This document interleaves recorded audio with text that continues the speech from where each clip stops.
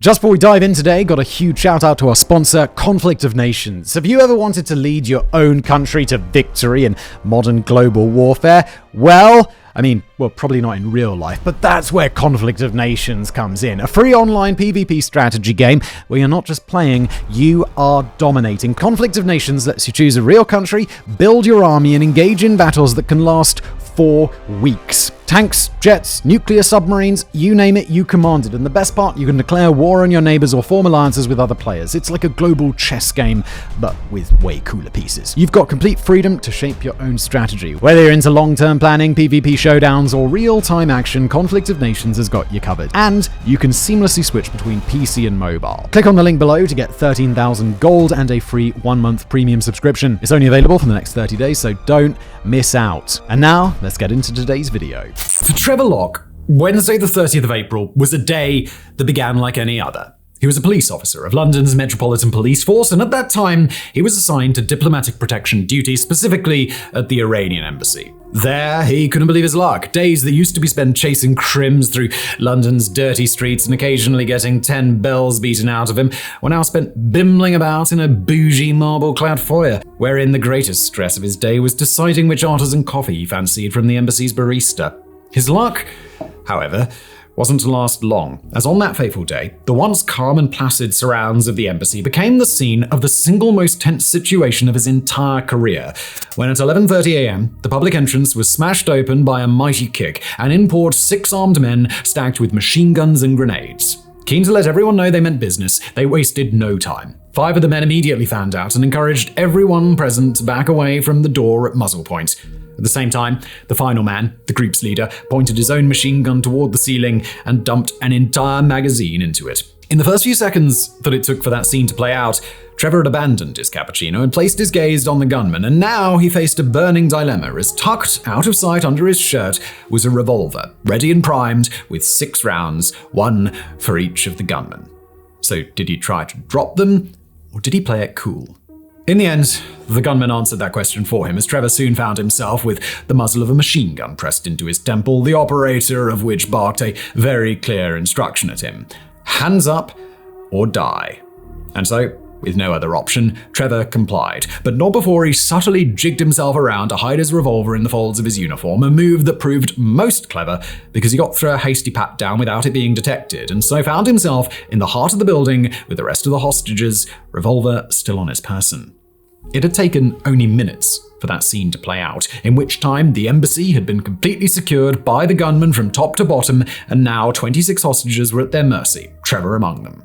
The immediate scene was tense, to say the least, in no small part due to the skittish nature of some of the gunmen, one of whom, despite having all 26 hostages clearly subdued, took to strolling around the silent and still mass of people, shoving a grenade in their faces and removing and replacing the pin over and over again, all the while screaming violent threats at them. As for what these gunmen wanted, well, that question was answered by an interview with the group's leader, Owan Ali Mohammed, better known by his call sign of Salim, which he gave to the BBC immediately after taking over the embassy. Why have you taken hostages inside the embassy? Because we had some demand to get what we want. The free of 91 prisoners. You want 91 prisoners in Iran to be set free? Yeah. You know, that's a group who are fighting for their legitimate rights. That's it. And they are fighting for the autonomy for Arabistan. By Arabistan, he meant Khuzestan, a western province of Iran with a sizable Arab population, and one that his group, the Democratic Revolutionary Front for the Liberation of Arabistan, wanted to make an independent state. The police had been made aware of the situation immediately via silent alarm, and in response, they immediately dispatched their counter-terror team under the command of Deputy Assistant Commissioner John Dello. Certainly, this was no weak body of men. It was comprised of officers, many of whom happened to be military veterans, and all of whom had access to the best training and equipment that the Metropolitan Police could muster. But still, despite this, the powers that be, namely Richard Hastie-Smith, chair of the Cabinet Office Briefing Rooms, COBR, the British government's Crisis Coordination Centre, and Francis Pym, Secretary of State for Defence, had their doubts about the police's ability to rescue the hostages. The threat before them was simply so unprecedented and so great. In response to this niggling doubt, they pressed their minds for a more suitable group that they could hand the operation over to. But they needed the best, the hardiest, the most absolute of units, men with a proven track record of succeeding in combat against insurmountable odds. But wherever would they find such men? Well, such men, it turned out, were 150 miles to the west in the picturesque and little historic city of Hereford, because there sat a small and unassuming military installation known as Bradbury Lines, the garrison of a little outfit that you might have heard of, the Special Air Service, or SAS, and ultimately it would fall to them to bring the situation under control.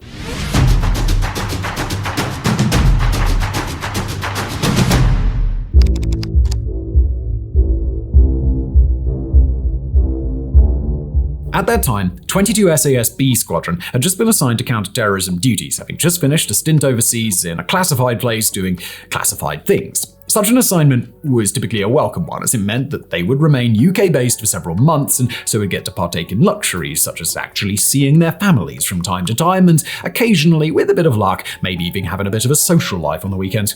For this reason, as the troopers scrambled for their gear and sped down the motorway towards London, the mood was very much one of annoyance, as weekend leave was now cancelled. But if there is one quality one needs to be an SAS trooper, it is professionalism. So they buried their annoyance and steeled themselves for the task at hand. When they arrived on the scene, their first port of call was scribbling out an immediate action plan, a hastily drawn together scheme that they could implement immediately, lest the situation deteriorate before a proper assault plan could be put together. From there, they gathered intelligence and began forming their actual plan. This involved studying the building's plans and quizzing anyone they could get their hands on who knew the ins and outs of its layout. Basically, the troopers wanted such an in-depth knowledge of its shape and form that were they to be hypothetically dropped into it blindfolded, they'd be able to navigate their way back out of the building without bumping into a single wall. Such was the level of awareness they wanted before going in. There were also much more hands-on aspects to their planning. At night, troopers would descend onto the building and have a poke at the various windows, walls, and skylights to figure out which represented their best possible points of entry. But still, despite the meticulous efforts the SAS were putting into their plan, everyone else on the scene still hoped they wouldn't actually have to go in. They all still dreamed that the situation could be brought to a peaceful resolution. The SAS were there just as a last resort in case that dream couldn't be realized. Unfortunately, though, fate would not allow a happy ending, and so soon enough the SAS would be given the green light to attack.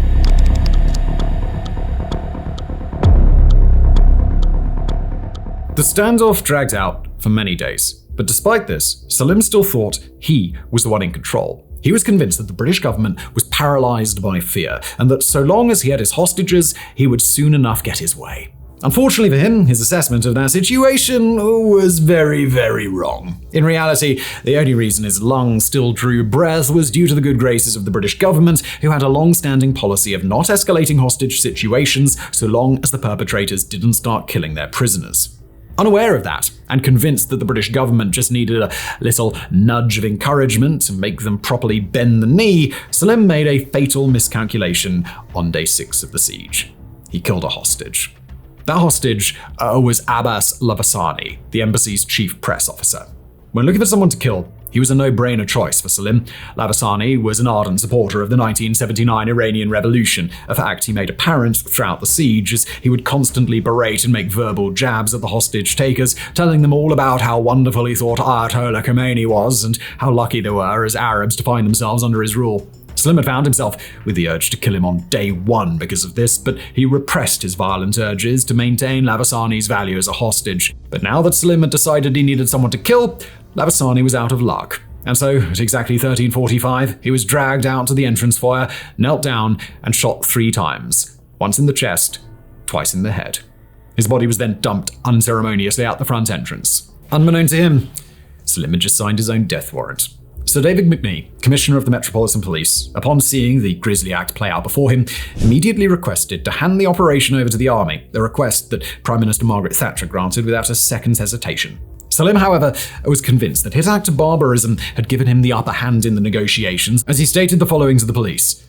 Calm down, Salim. Yeah, we don't calm down. Calm down. We will kill one after 40 No, you won't. minutes, around 29. Now, the time is...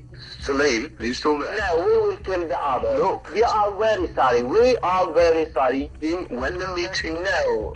Given that Salim had now proven he was perfectly willing to kill his hostages, the SAS were understandably keen to get into the embassy before those 45 minutes were up, but they needed time to get into position, so they instructed the police negotiators to pretend that they had given up, to tell Salim that all of his demands were being met and that the Iraqi ambassador was on his way, a plane had been arranged to take them out of the country, and that a coach was on its way to take them to it. Despite the negotiators' best efforts, however, Salim wasn't buying their bluff about the demands being met. The atmosphere in the embassy had changed, and everyone present, both hostages and hostage-takers alike, knew that something was about to happen. Panicking, Salim tried to prevent whatever it was by sticking his machine gun into Trevor Locke's face, walking him over to the phone and forcing him to negotiate on his behalf. Hello, Salim. Hello, sir, this is Trevor. Hello, Trevor. He's insisted that I come down and speak to you and tell you directly that if anything is done via attack, all hostages will be killed. All we're trying to organise, Trevor, is the coach and the aircraft and the movement of the Iraqi ambassador. This did little to reassure Salim, however, and so he later took to the phone to personally tell negotiators that he knew that they were up to something. We are listening to some suspicion movement. There is no suspicious movement. There's suspicion. Okay. Salim. Just a minute, I'll come back again. I'm going to check. At the very moment, at 7:23 p.m., as Salim dropped the phone and turned to go check, all hell broke loose. The sound of an enormous explosion ripped through the embassy as the roof skylights were blown up, a move intended to throw both Salim and the other hostage-takers off guard and create a point of entry. A section of 4 troopers then chucked a volley of flashbangs in, just in case any gunmen were lying in wait, and then penetrated the building in the wake of their detonation. The confusion caused by this initial explosion was then further amplified by Trevor Locke, because he now had the perfect opportunity to pounce on Salim, and that's exactly what he did. To quote him, "I ran as hard as I could towards him and managed to hit him with my shoulders in the hip, and I ran him back maybe 8 to 10 feet. Then I headed him. We were facing the door. He was going nowhere." As that was happening, troopers were on the balcony with orders to blow up the windows and penetrate that way. They had intended to set off their charges at the exact same time as those on the roof for maximum confusion, but they encountered a problem. As they were laying the charges, the curtains on the other side of the window were suddenly flung open. On instinct, the trooper not laying the charges shouldered his MP5, ready to drop the terrorist he assumed was revealing himself, but much to his surprise, it was one of the hostages, specifically Simeon Harris, a BBC sound recorder, who had found himself in the room and upon hearing the shuffling around, had decided whoever was on the other side was his ticket to freedom. Harris promptly turned his underpants a deep shade of brown at the side, but after a few moments he put his mind back to escape and began banging on the window to get their help. All the while, the troopers on the other side of the window were desperately screaming at him to back up and get behind something solid before they blew the window up, a message that had difficulty being understood thanks to the muffling generated by their gas masks and the thick window. Suitably dramatic hand gestures conveyed the message soon enough, however, and with that, they blew the window, got Harris to safety, and penetrated the building only a minute or so later than planned. The third team also made their move, with their approach being to abseil down onto the rear balcony and penetrate that way. But they too encountered a setback, as one of them had gotten his glove tangled up in his rope during the descent. Normally, this would be a mere annoyance, they'd either be a man down or be delayed as they cut him free, but due to one certain extra detail, this setback had the potential to be fatal. That being that the curtains on the balcony were now on fire, and the flames were rapidly rising to the trooper's level. His comrades looked on from below as flames began to consume him and his screams filled the radio, but there was nothing they could do. To make matters worse, troopers on the roof couldn't even cut him free because he was desperately trying to kick himself away from the wall to escape the flames, which was making him swing over the edge of the balcony and thus risking a 40-foot drop onto solid concrete if he was cut free at the wrong time. With no other options, the troopers on the roof steeled themselves, took the only course of action open to them, waiting until he lost his footing, and then cutting him free as momentum carried him back through the flames and over the balcony. They did this successfully, and the trooper landed on the balcony, caught safely by his mates. But having suffered second-degree burns all up his legs, did he sit out the rest of the operation? No, of course he didn't. He brushed himself off, shouldered his MP5, and joined the rest of the team in penetrating the building. The other trooper teams, namely that final one on the roof and a further 2 that were penetrating via the back doors at ground level, got inside without incident. While all of this was happening, Trevor Locke was still locked in his furious melee with Salim. The pair wrestled and exchanged blows for what felt like an eternity, but soon enough, when Salim was momentarily distracted by the ever closer sounds of the approaching SAS troopers, Trevor broke free, kicked away from him, drew the revolver he had kept hidden for so long, and shoved it into Salim's temple. The tables had now turned. And did Salim manage to maintain the poise and dignity that Trevor has when he had a muzzle shoved in his face? No. Instead, he wept and begged, spinning a desperate lie about how he had been the moderate voice of calm during the siege, the one who called for them to surrender and give in. Despite seeing immediately through Salim's crock of lies, Trevor was a merciful soul, so he didn't shoot him. Instead, he simply put him in a headlock, kept the muzzle of his revolver pressed into his head, and told him to shut up and not move.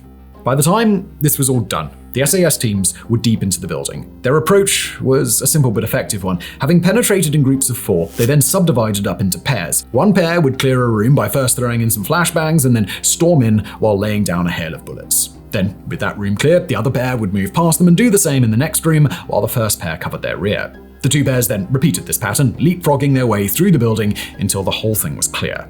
This approach might sound odd at first because it invariably meant that hostages would end up getting flashbanged, but this was no oversight and was actually a very intentional choice. You see, they'd rather flashbang everyone than no one in that situation, because if they just booted the doors open and stormed in the old-fashioned way, the hostage takers would then have a small window of opportunity to turn their guns on the hostages before being gunned down themselves, and it was far better for the hostages to be flashbanged than shot, the SAS rightly reasoned. As they went through the building room by room, the troopers soon enough happened upon Trevor Locke, who still had Salim restrained, and when the flashbangs came rolling in, their detonation threw Trevor off guard, and so Salim took the opportunity to break free of his grip and make a dash for his machine gun, which stood propped up in the corner of the room. He didn't manage, however. Trevor had managed to grab his wrist as he leapt away, and he desperately strained to pull him away from the gun. The troopers entered the room and barked a simple order at the brave officer, "Trevor!" on the floor. He obeyed instantly, and as he hit the ground, the trooper's mag dumped into Salim, killing him instantly. Trevor's role in the siege was now done, and after receiving a pat on the back from the troopers, he was escorted out of the building via the balcony. 4 more hostage takers would be killed as the SAS pushed ever on. One died quickly and without quibble. He had tried fortifying himself in a far-off cupboard, intent on ambushing the troopers when they breached the room, but the flashbang spoiled that plan, and he was shot dead while disorientated. Another one tried a more bold strategy, standing up loudly and proudly as he waved a hand grenade around and announced his intent to pull the pin if any funny business was tried.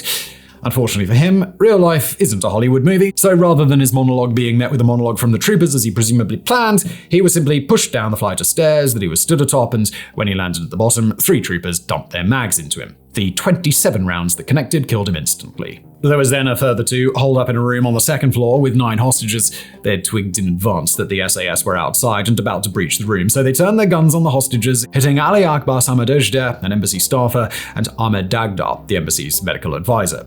Ali died immediately, but Ahmed, despite being shot 6 times, miraculously survived. After this, the 2 terrorists threw their guns from the window, knelt down with their hands on their head, and awaited their fate. They had expected to be taken alive, but the troopers, upon seeing Ali's lifeless body, put them up against the wall and shot them dead. That left just 1 terrorist still alive. Unlike his comrades, he tried to be clever about it and attempted to escape the SAS onslaught by disguising himself among the hostages, and this worked for a time. But unfortunately for him, the SAS's procedure during hostage rescues was to handcuff everybody pulled from the scene until all the perpetrators could be accounted for alive or dead. Because of this, he made it as far as the embassy's rear garden, at which point the genuine hostages immediately fingered him.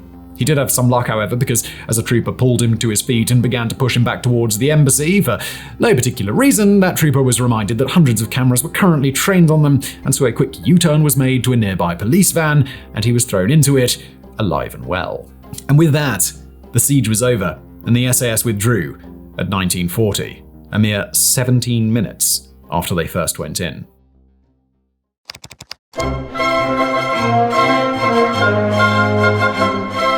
Now, all in all, Operation Nimrod was considered by most to be a roaring success. A situation that could have, and by nearly all metrics should have, ended in a complete massacre was brought to an end with a minimal loss of civilian life. 23 had been saved with injuries no greater than some minor ear-ringing from flashbang exposure, and 1 had been saved despite suffering horrific gunshot wounds, and 1 tragically had died, in addition to Labasani, prior to the assault. But despite this, the operation did prove a tad controversial at the time, and the SAS was subject to a smidge of criticism in its wake, primarily on account of the 2 hostage takers that were killed after they had surrendered. Nothing much came of it, however. There was some heavy tutting and finger-wagging in a couple of newspaper columns, but that was about it. The government, for their part, couldn't be more pleased with the lads from B Squadron, with both the Queen and Margaret Thatcher personally making an appearance at their base the evening of the operation to thank them in person and put their credit cards behind the bar in the mess. As for the public, both in the UK and overseas, they were simply in awe of the SAS, and as a result, they became overnight celebrities. We're willing to bet that you were fully aware of the SAS before you even clicked on this video. And now, you know where it all began. Every SAS veteran who cashes in their service for instant fame, every small business that makes an SAS-related pun out of its name for free advertising, every television show that crams the SAS into its premise to pull in viewers, and every video game that finds an excuse to crowbar the SAS into its story to spice things up, all goes back to Operation Nimrod and the permanent imprint its awesome spectacle left on popular culture.